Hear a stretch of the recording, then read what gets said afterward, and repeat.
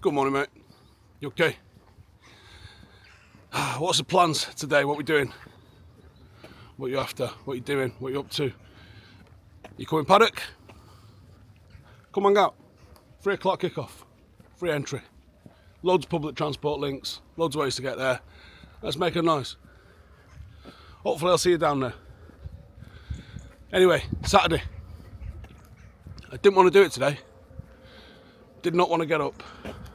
Struggled getting up. But I'm out here. I think that's the difference. The difference you have to make in your head. You've got to be stronger than the little bitch in your head. And just get up and do what you said you was going to do. First win stacked. Didn't want to do it. Did it anyway. Here we are on the walk. Getting some movement in. Got physio. I'll take Blake to gymnastics. And then while she's at gymnastics, go in gym. Get all that cracked off. Do some chores. And get ready to go and pick 3 points up this afternoon. Nail all that. Successful day.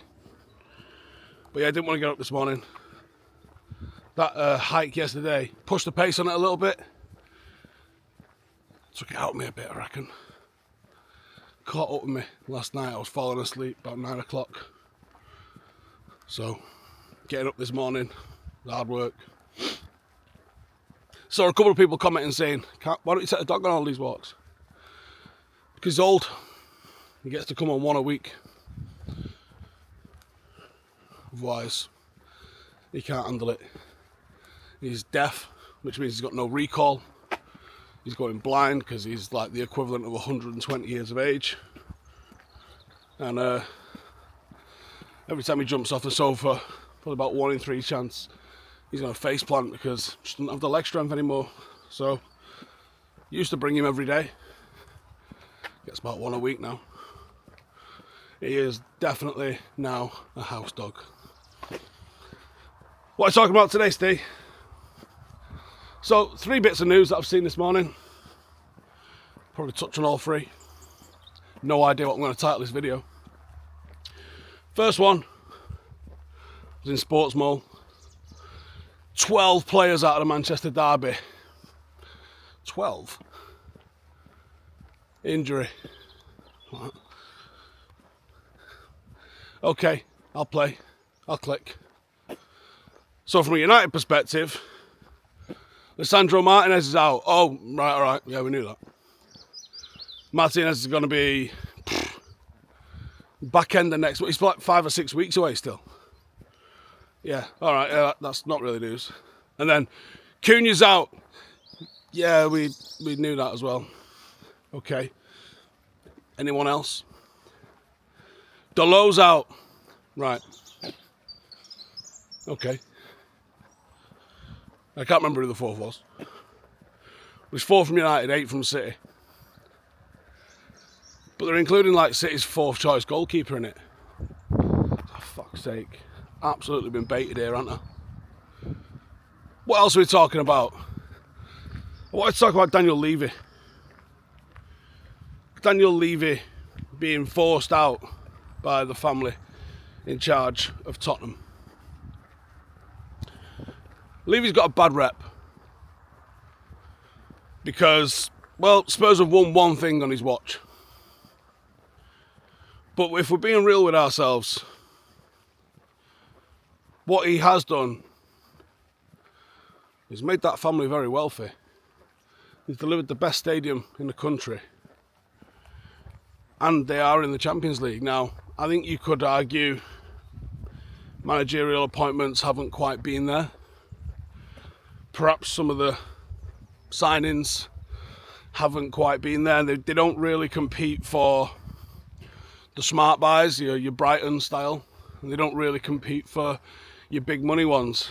And ultimately that's why they end up where they end up. You're not really spending on the mega players the same way the big boys are. And you're not really putting loads into uncovering and developing these gems the likes of Brighton are. So you end up where you end up. And I think that's quite analogous to everything.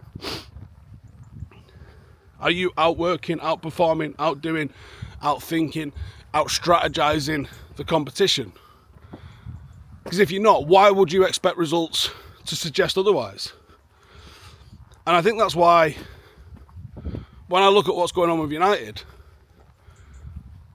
I'm not happy where United are. But at the same time, I've got perspective. I feel like I understand that things aren't as easy as when you're playing FIFA or Footy Manager with cheat mode on. That's why I'm prepared to give the INEOS boys a bit of time. Why I hated the old regime. Old regime was just full of bankers. Pricks paid $5 million a year to just sort of seemingly increase revenue. But increasing revenue when your costs are going up isn't making you more money. It's vanity numbers. And I think that explains almost the entirety of the last 10 years at Manchester United. Everything was vanity numbers. We weren't making profit, really. Any profit you are making is being swallowed up by just refinancing the debt and paying the interest on what the Glazers saddled us with. So, even though they're still here, it feels to me, at least, like there's a plan to get rid of them. It feels to me, at least, like Jim wants us to be successful. Now, there is a chance he wants us to be successful in an impatient billionaire style. As impatient billionaires tend to be. Billionaires don't tend to get told, how about calm your tits, my mate? Try and hold it like that. I feel like that wind has probably picked up a little bit. Do you know what I mean?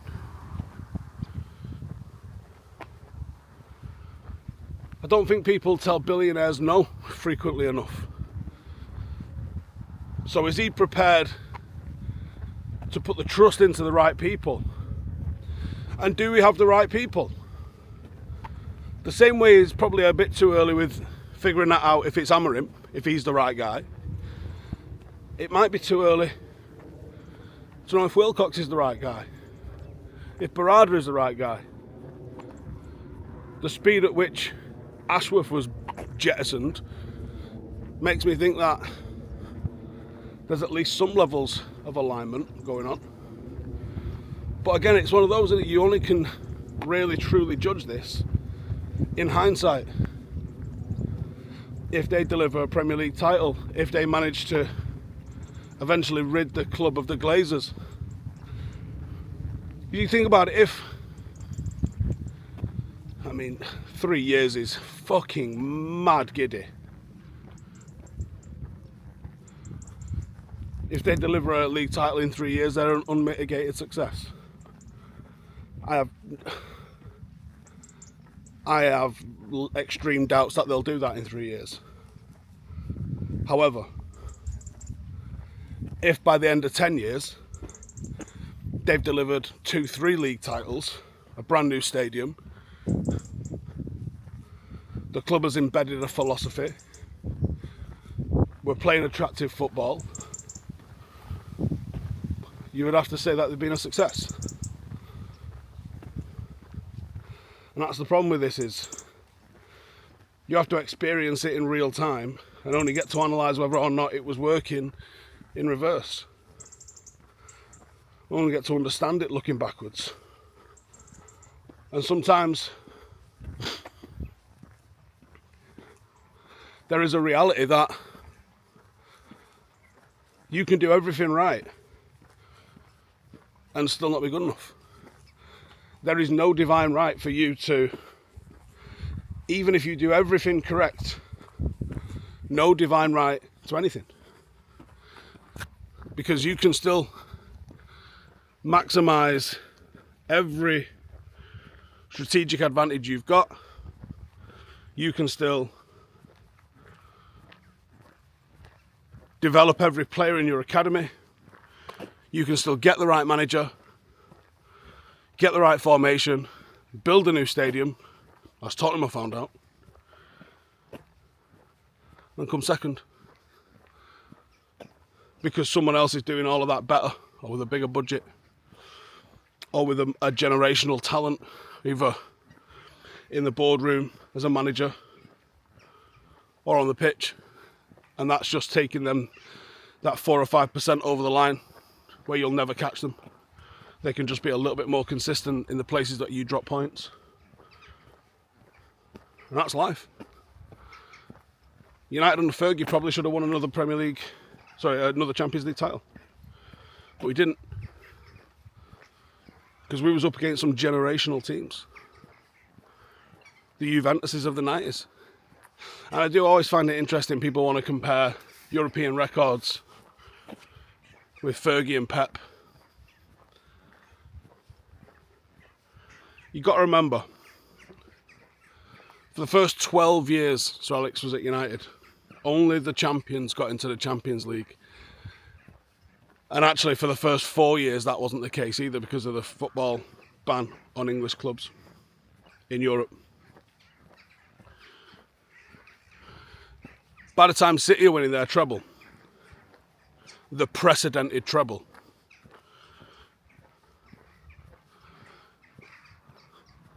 as many as 5 English teams can qualify for the Champions League. So English football has become accustomed to playing in Europe. It's become accustomed to European football. It's become accustomed to those things. When United were entering it in the 90s, it was new. And it was a much more level playing field across Europe.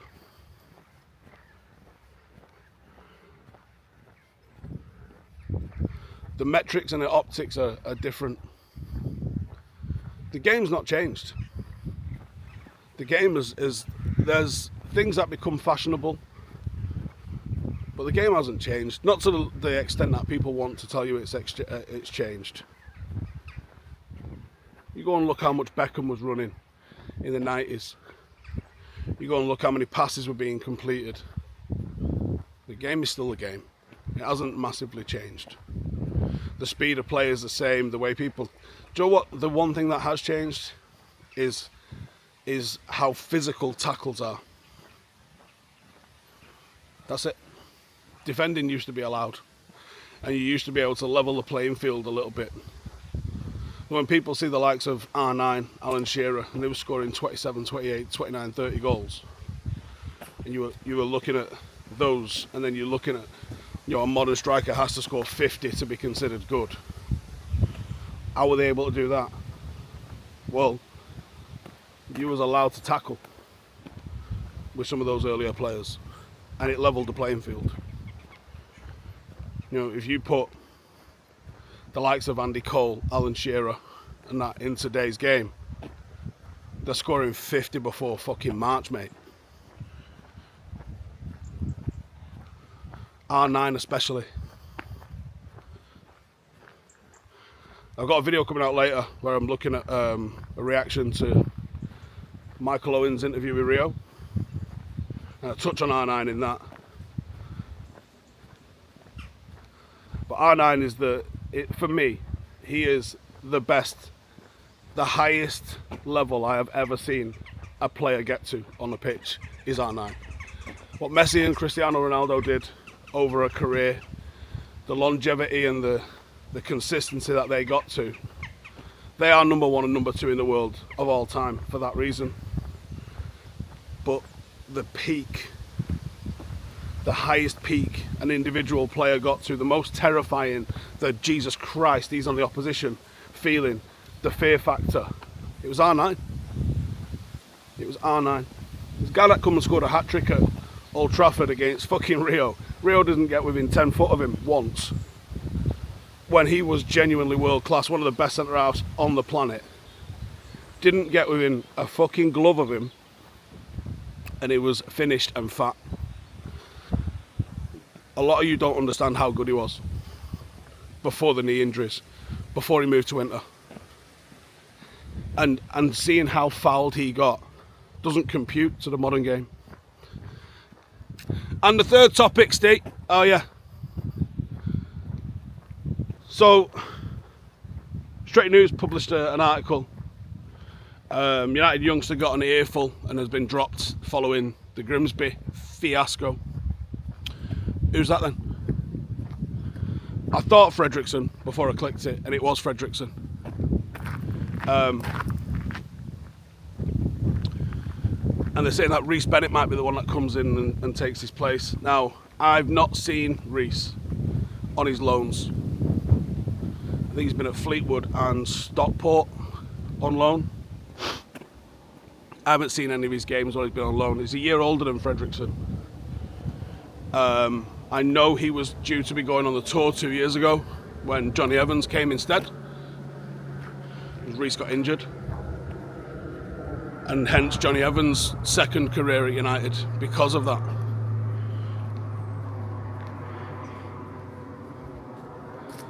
So I don't know what's going to happen there. If he got a bollocking, I don't necessarily think he'll get dropped just because of that. But if he did get a bollocking, it was deserved. He's got nowhere near his man. He's allowed them to get a shot off. They've scored. And it completely flipped the game on its head. But yeah, it's Saturday. I hope you are all doing well. I'm trying to reply to as many comments on these videos as I can. And the personal stories, people recovering from cancer, people going on amazing trips, people telling me that they proposed to their wife in some of the places that we've been going on walks, people sharing their wins, stacking their wins, saying that these videos have helped get them out of bed and motivate them to go to the gym. I fucking adore that. I don't know what the intention was when we started these, but we're keeping them going for that reason, because that's absolutely sensational. So if you guys are enjoying having these as part of your morning routine, I will continue to make them as part of my morning routine while I'm doing my walks. It's great to hear, it's great to see. So cheers everybody. And if you're looking for a way to support the channel, come and join the Patreon. We are trying to get it up to 1,000, we're at about 500. And there's been a steady trickle of people coming in, but there is loads more content coming out. And if you're interested in the IRL Fest, I meant to mention it on yesterday's video while I was in Castleton actually. We will be doing the walk that I did yesterday as part of IRL Fest, as well as loads of other survival stuff, food, hopefully a live act, maybe a little trip to the pub. Janine's planned it all out. We're looking at the 31st of May next year for it. We're just trying to get prices of everything that we need to do. But it's going to be limited. Under 50 is the amount that we'll be able to sell. So it'll be pretty exclusive. If you fancy getting involved, it'll go to Patreon and it will sell out on Patreon. So if you're interested in any of that, come and check it out. Otherwise, take it easy. And if you've got a question, tomorrow I'll just do a Q&A. I don't probably want to talk about the England game. So any questions, let's just do a Q&A tomorrow. Okay? Right then, enjoy. Hopefully, I'll see you at Hyde. And that's the difference between Premier League and our level. When I say I'll see you at Hyde, we can hang out in the bar afterwards. Like, how cool would it be if you could do that at United? You can't, but you can do it with us. So I'll see you there. See you in a bit.